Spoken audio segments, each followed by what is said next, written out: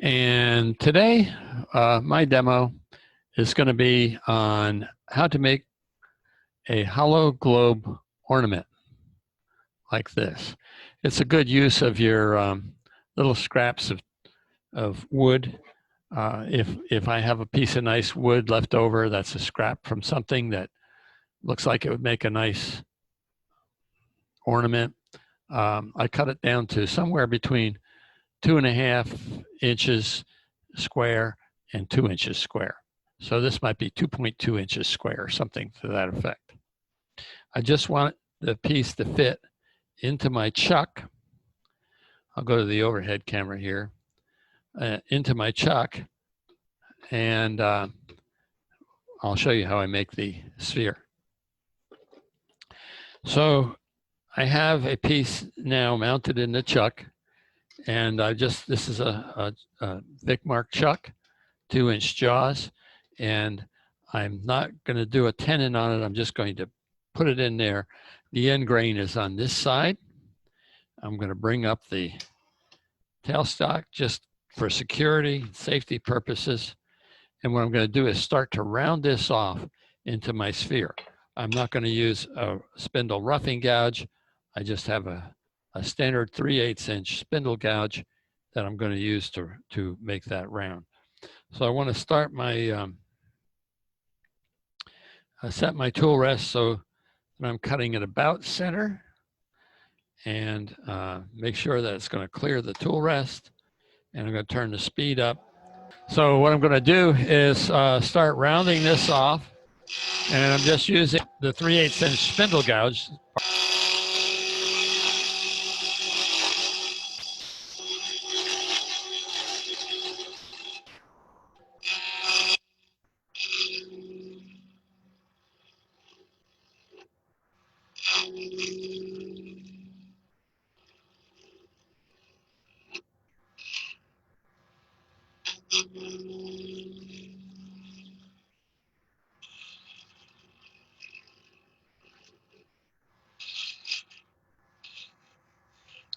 And I'm watching my profile overhead here on this just to see that it looks like it's round. It looks like this light is producing a little too much light. So when I'm about halfway back, which I can just kind of judge is right here, I can start creating my sphere.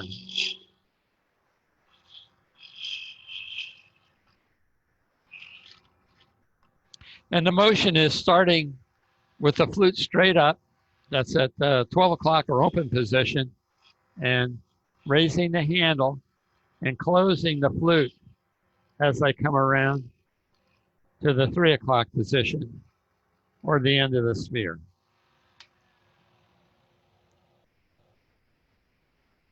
So I have that pretty much rounded off there, and I can check to see where the middle is by using a vernier caliper. I'll set that just so I can see. This particular one is 2.3 inches, so I'll go to 1.15. Take a pencil and mark off where the middle of this sphere is, right here.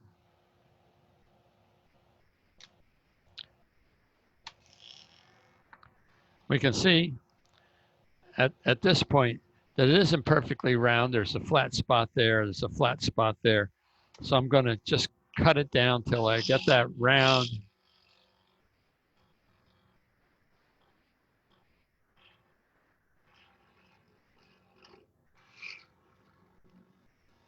Coming around like that. Now I'll check it out again.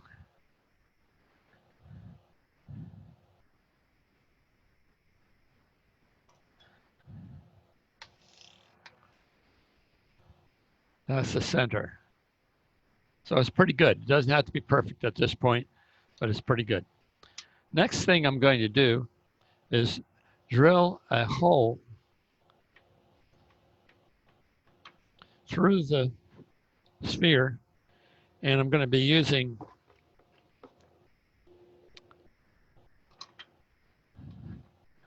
a chuck, drill chuck, and a 1/2 inch twist drill.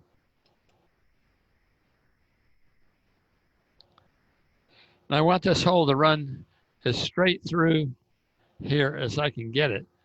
And in order to get the drill started, I'm going to take my spindle gouge and put a little divot in the end of this sphere.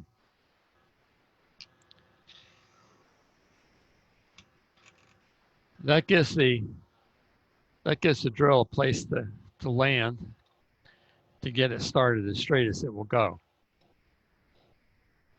Also, I know that this quill on here won't go all the way through in one pass, but we can get almost all the way through.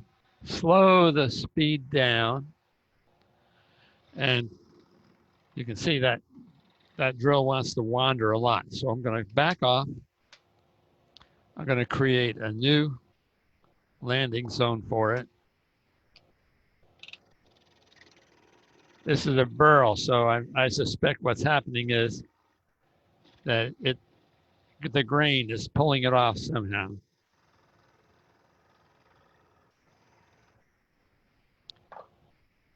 So I'm going to start again, lock the tail stock down, and start to drill in. Much better this time. You can see the end view. The drill is still moving, but it's going much straighter than it was.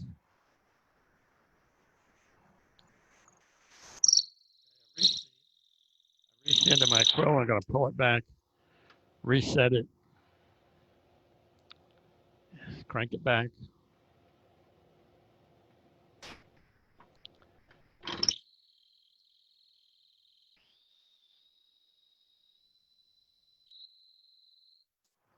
Go the rest of the way through.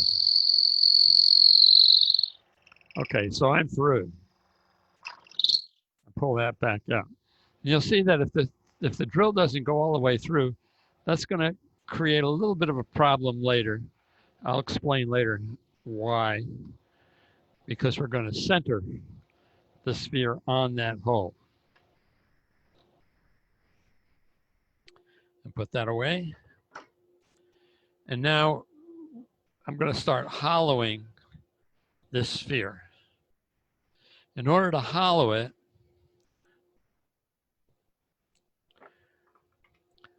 I've got a little Sorby hollowing tool with a crook neck.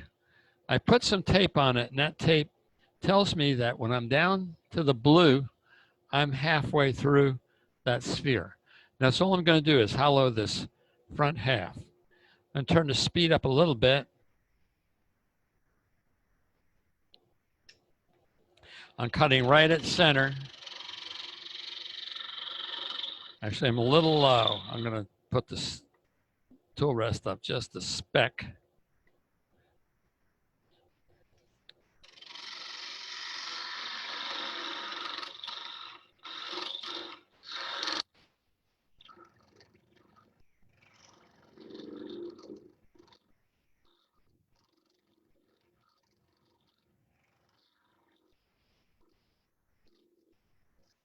And what I'm trying to do is just kind of follow where the tip is going. I know that if I'm over here like this, at this, with the tape in that far, I'm about 1/8 of an inch off of the edge.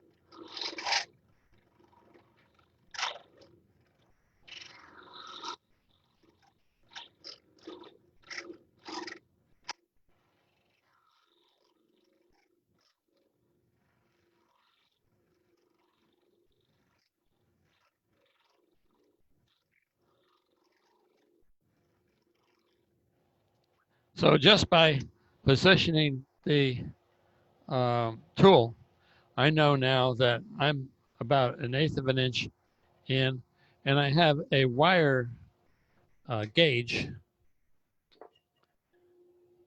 This is something you can make from a piece of coat hanger wire that basically has a 1/2 inch gap in it.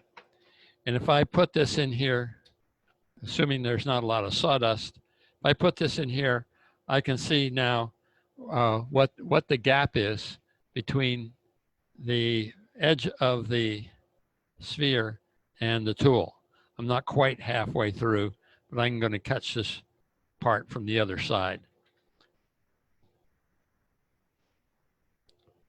Actually, I'll go a little bit deeper if I can get in there.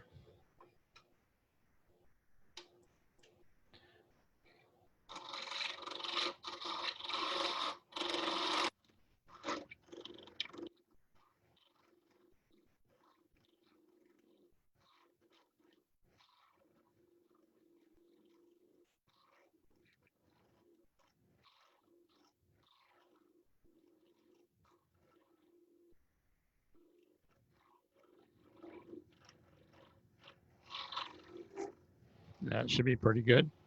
And so now I'm halfway done with this sphere.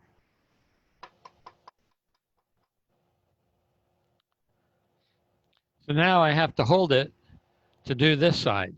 And the way I'm going to do that is by using a cup chuck. A cup chuck is simply a piece of wood that's a jam chuck that's going to hold that sphere. Now this one is too small. It doesn't go far enough in to catch the wood. Here's another one that goes in and it's up to the almost halfway. And that's what I want, because when I jam that in there, it needs to stay there while I do the rest of the operation. Here's a third one I made. Obviously, this is for the smaller 2-inch spheres. So these are easy to make. They're basically a round of wood, and with a tapered hole to the bottom. And on this one, I drilled the hole all the way through. You don't have to do that. So I'm going to put this in the chuck. I put the cup chuck in the 4-jaw chuck.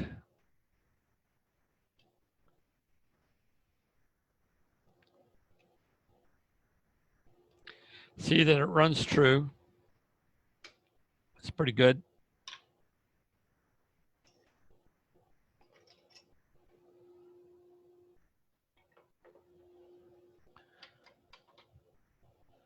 Put a live center in, and the live center is going to allow me to center it on this hole that we drilled all the way through.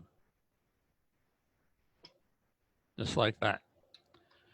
And I can crank that in there, leave the live center there, and finish rounding off my sphere.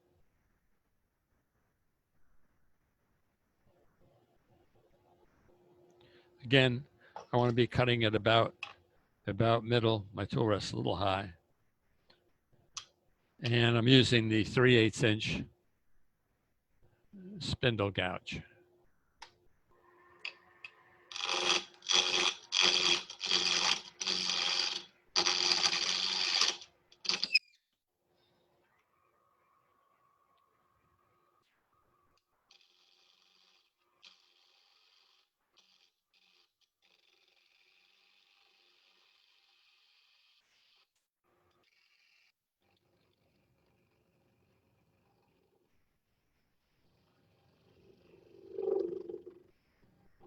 So I know this is the middle of my sphere. I want a continuous curve all the way down to the live center.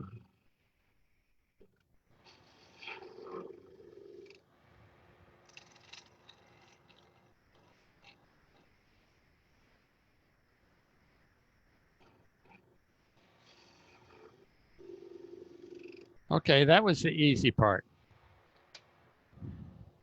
Now I have to hollow this side. And it's in the jam chuck pretty tight. But what I need to do is to set it more firmly in the jam chuck. And I usually use my dead blow hammer to do that. And I'm going to give this a snap in there like that. And that is pretty well set. Will it ever come out? Well, we'll see. I hollow this side exactly like the other side.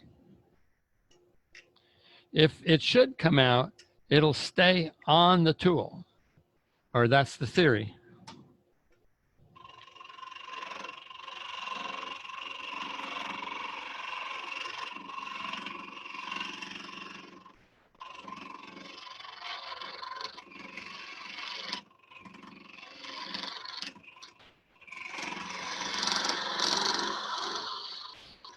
And I'm too low. I need to come up a bit and hollow right at the center.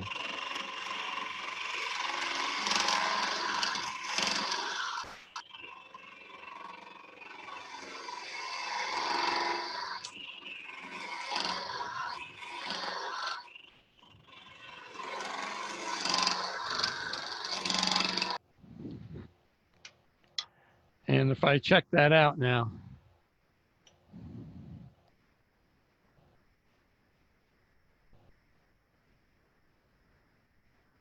it looks pretty good.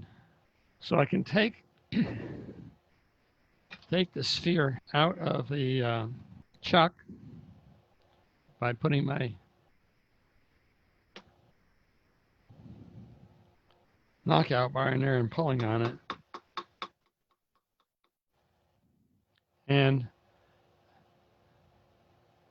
so that's my sphere so far. That line there was burned in there when it twisted in the chuck.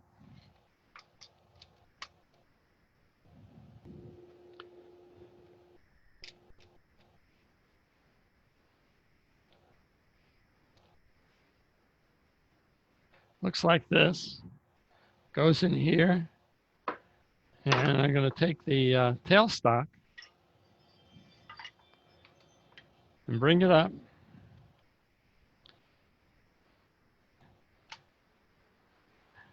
I can see I've got a pretty good sphere there. I'm going to just go over the outside a little bit, take off some tool marks using a square negative rake scraper. I can just come around here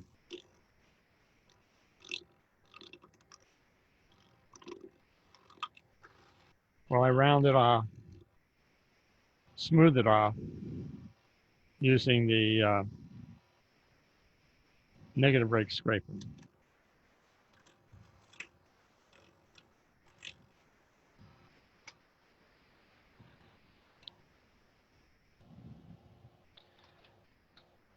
So there's my sphere, and pretty happy with it. I'll sand it. And I'll start with 120. Slow the speed down some. Try to get all the tool marks out if there are any in there. And then I'll go to 240. And I'll go to 320.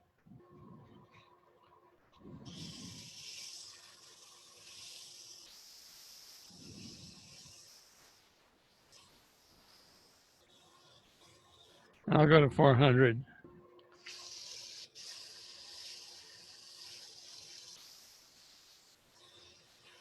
I'll stop there for now. So that's looking pretty good. And I can put some finish on it. And the finish that I like to use is a super glue called Parfix 3408. And I got this from Mark Soleil when he was here. And if you're interested in ordering some of this, I can give you Mark Soleil's information. It's relatively expensive, but it goes a long way. A bottle like that's like $40 plus shipping.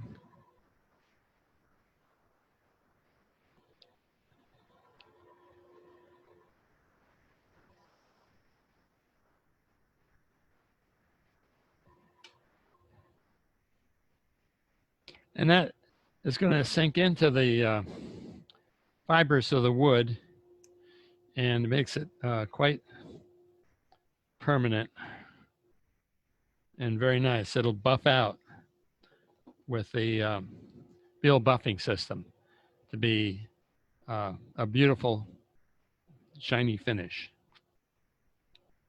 So I have to give that a second or two to set. I could speed it up with some accelerator. They make an accelerator that doesn't boil and make things rough. I don't have that. So I'm just going to take this off. I'm going to set it aside and let it dry. So the second part of this demonstration is making a finial that are two finials that will fit into the piece that I'm making. So I'm going to first take, you can use a pen blank. This is a little longer than a pen blank.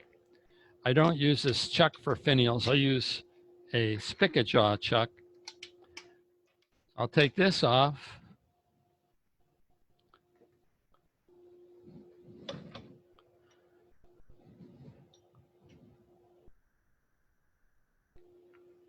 Put the spigot jaw chuck on.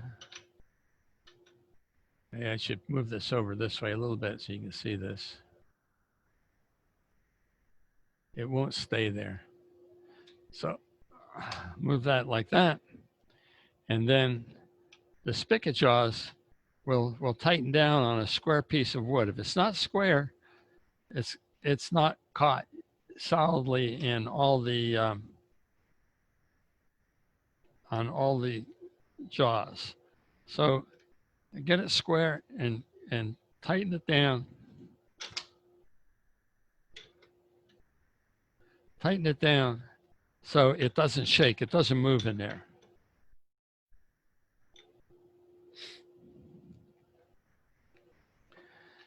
And then I can round that off.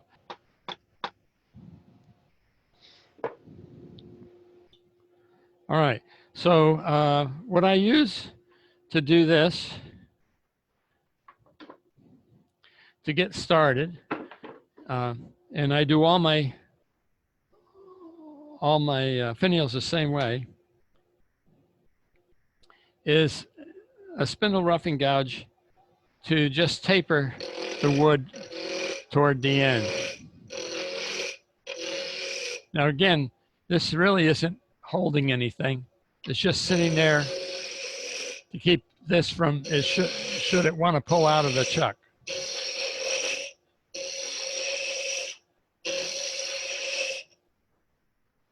I'm getting chips all over my keyboard. I'm going to turn that over so it doesn't do anything.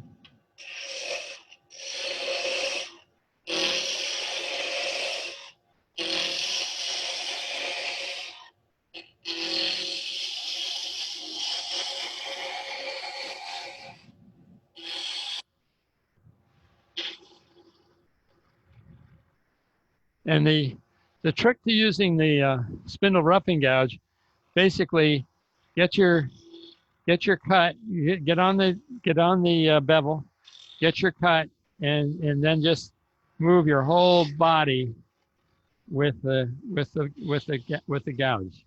Don't just try to move your hand, just move your whole body with the gouge. And if you tilt it a little bit on edge,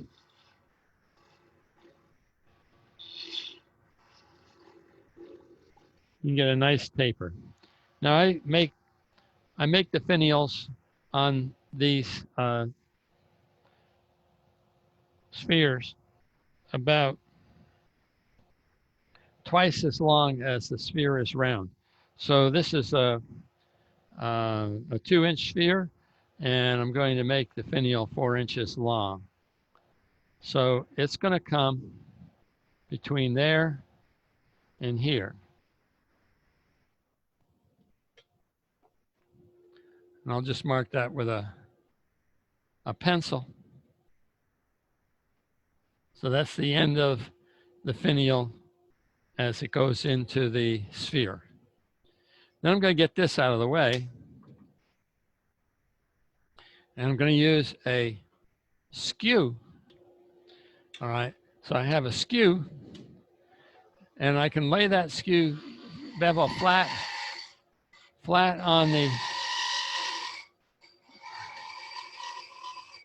and just shape that point however I want that point to be. And then I'll make a teardrop shape just by taking the heel of the skew and coming in like that.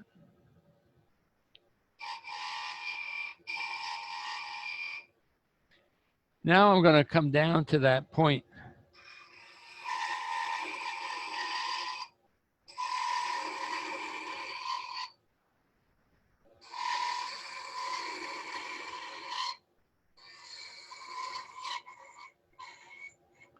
Again, using the heel of the skew and just smoothing it on down. And the trick to using the skew is just to start on the bevel. Pick the handle up until you get your cut in the middle. Keep it in the middle. You don't want that point to dig in.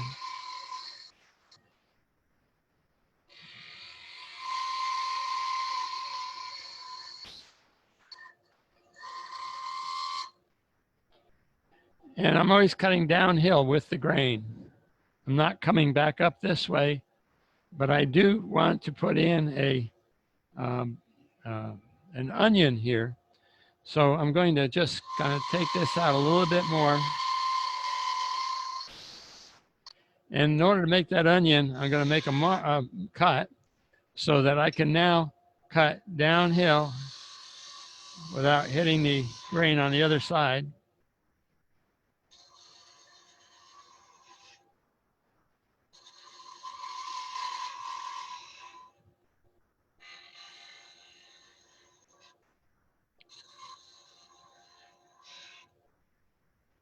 So I kind of have that onion shape.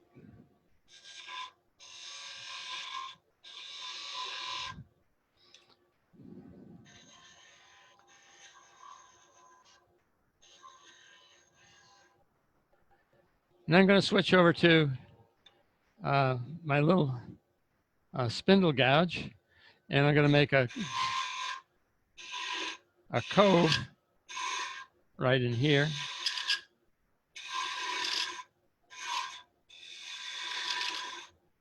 And this is just the shape. This is just a shape that I've made many times, and it's easy to make. And I like this to be a bit smaller.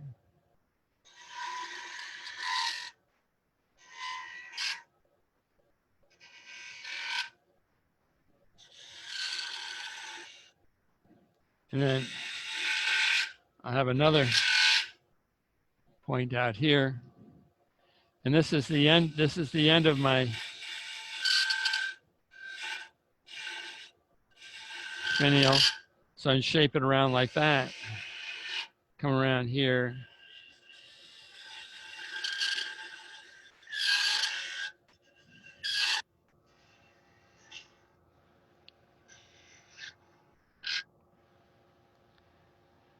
And that's pretty much all there is to it. I'm going to take my parting tool, just a flat 1/8 inch parting tool, and come down here on the bottom of my finial. This is where it ends, right here. And I want to come down to a 1/2 inch. because that's the size of the hole in my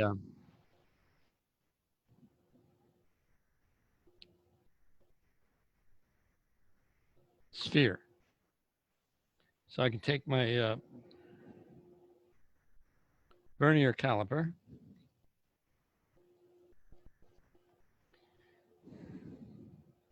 measure the hole, come down here and measure the diameter of that finial. Has to be a little bit more. It's so easy to take a little bit more off than it is to put some back on.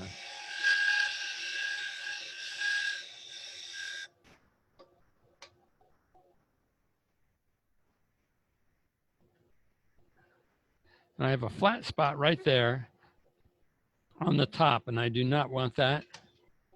So I'm going to go back to my little spindle gouge.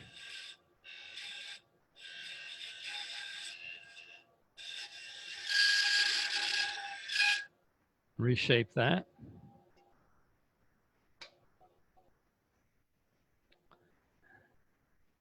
I'm pretty good on that.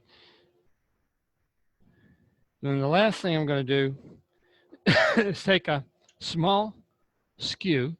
I'm going to undercut this bottom here so that it sits flat when it goes into the sphere, because the sphere comes around, so it has to come around. To do that, I'm going to have to take a little bit more off of here. Come in here with the skew and undercut that a little bit. Double check again. Still a little bit large.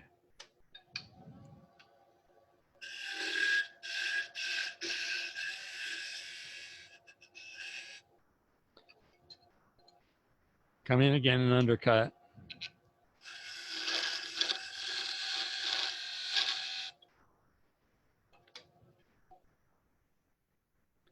And that should fit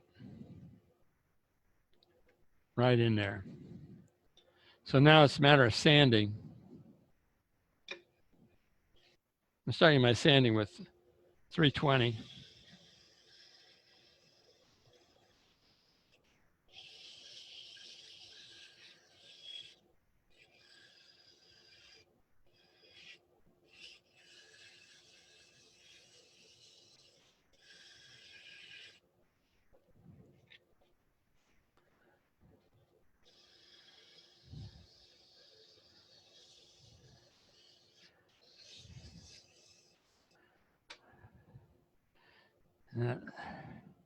Then I can go to my 400.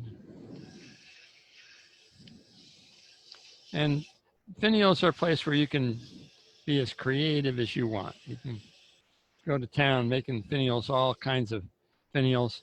Sometimes it's fun to go online and see what shapes you like and see if you can duplicate that shape, or just make one up yourself. Okay, so I'm going to go ahead and put a finish on that, just like I did on the ball.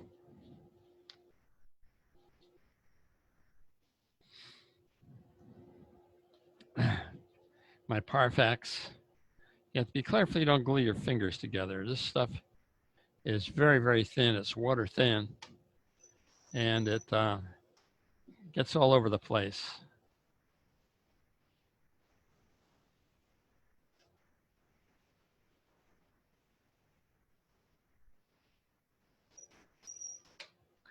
So there's that finial. I should put a piece of white paper under the top here so you can see it.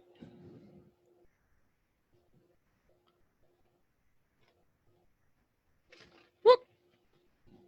Well, the dust collector owns that piece of paper. I have another piece here. You can hold on to it. There's the finial. All right, now I cut these finials off using a saw because I want to leave half of it on there for the top.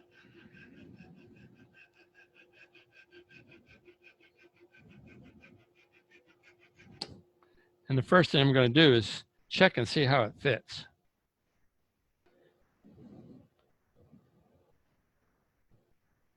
So that's the one I measured it to, and it fits pretty well. There's a little flash on the edge of that I'm going to sand off, but it'll fit over the top pretty well. So that's how I want it. Now I'm going to do the top finial, and the top finial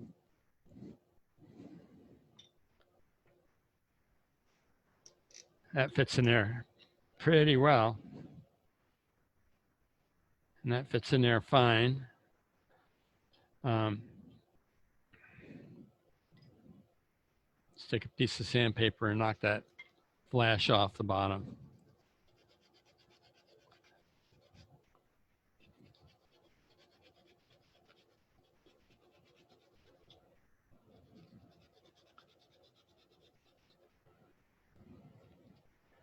All right, so that fits in there fine, right up to the edge, and the top finial fits into here. So the first thing I'm going to do is round this off.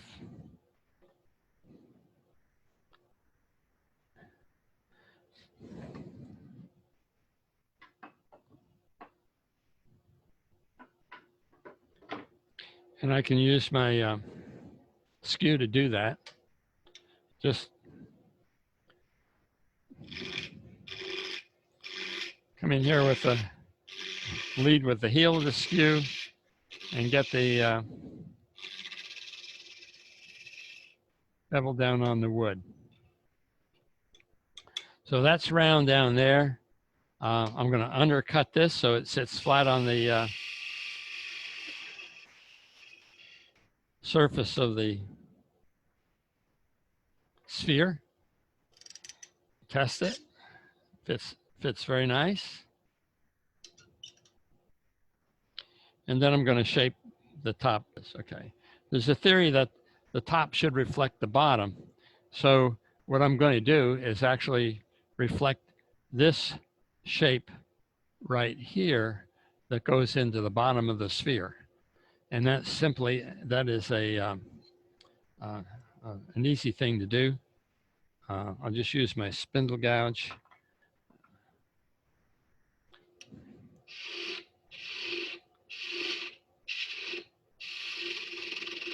And it's a little bit of an OG curve.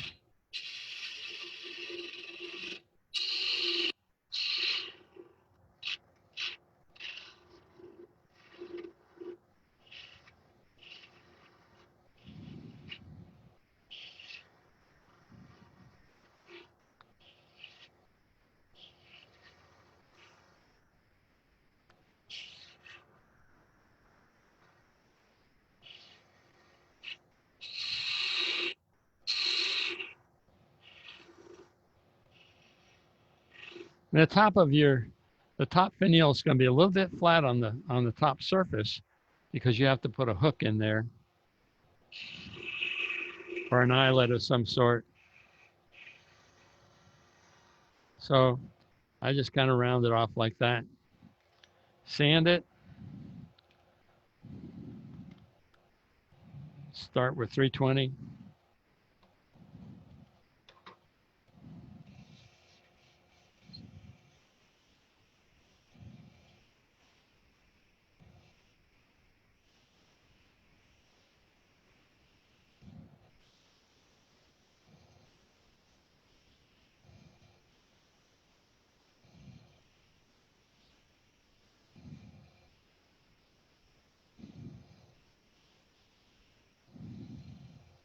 Go to 400.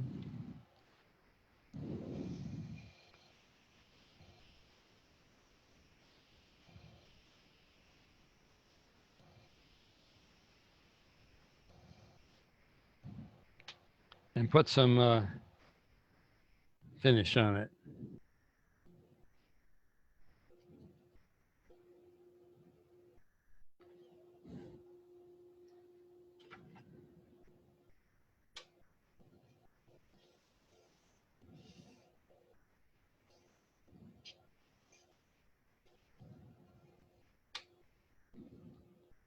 Okay, now for the final step, what we're going to do is glue this together while it's on the lathe.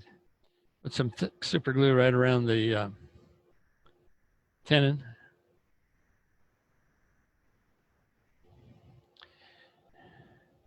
I'm going to put some thick super glue in here around the bottom.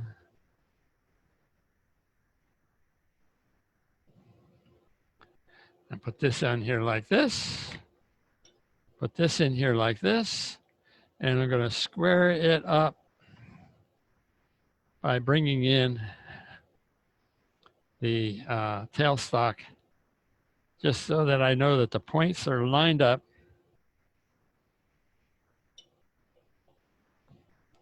as well as they can be. It may not be perfect, because if that hole didn't go straight through and we didn't get it squared up when we had the bottom, it may not be perfect, but it's going to be very, very close.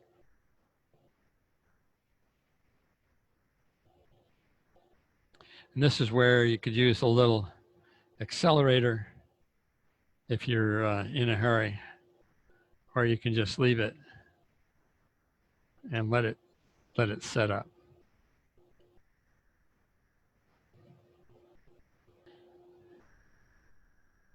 And that should be set by now. So all I have to do is cut this off. And again, just simpler to cut it off with a saw. And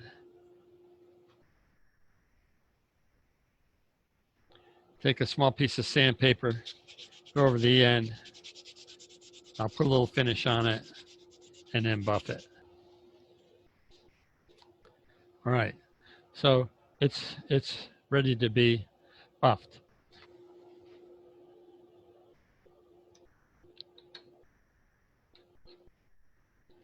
I grab the mandrel in those jaws.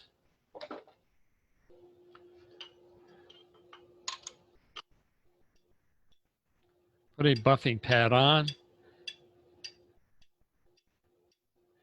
And since this mandrel is not really square to the axis of the machine, I'm going to bring in the tailstock and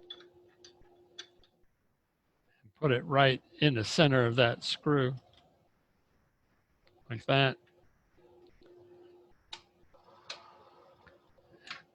And that will hold everything while I buff.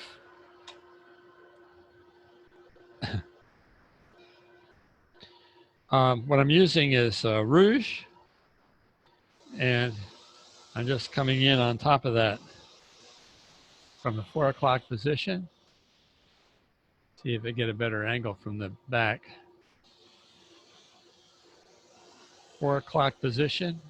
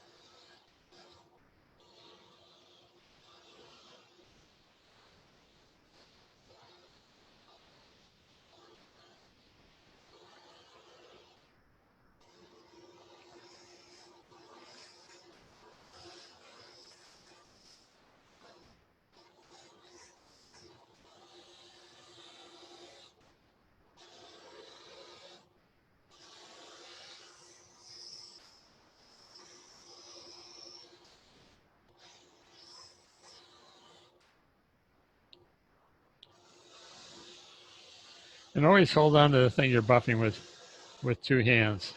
When it comes out and hits the floor, uh, bad things happen.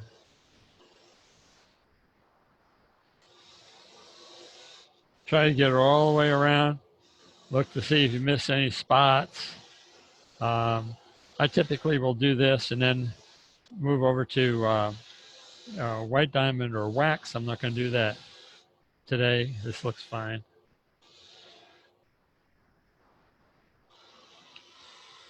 Get down in the corners.